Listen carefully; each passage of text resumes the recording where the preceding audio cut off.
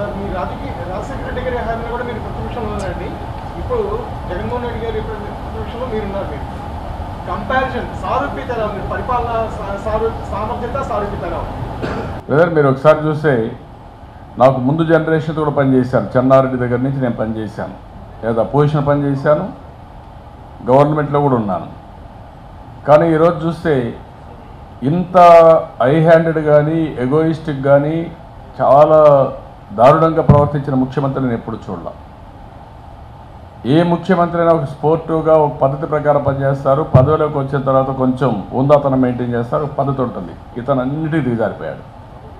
ఇంతవరకు ఎక్కడ నేను చూడలేదు, ఎవరిని చూడలేదు ఇలాంటి వ్యక్తిని. ఒక అడ్మినిస్ట్రేషన్ డిట్రియేట్ అయిపోవడం, ఇంపల్సివ్గా వెళ్ళిపోవడం, ఏదంటే చేయడం ఆయన సొంత విషయం కాదు. ఇది 5 కోట్ల ప్రజల యొక్క భవిష్యత్తు, వాళ్ళ యొక్క జీవన ప్రమాణాలు ఈ పరిపాలన పైన ఆధారపడతాయి. ఆ విషయం మనం గుర్తుపెట్టుకోవాలి. ఇష్టానుసారంగా చేయడం కాదు. అది ఇన్ కోర్స్ ఆఫ్ టైం మేము మాట్లాడతాం.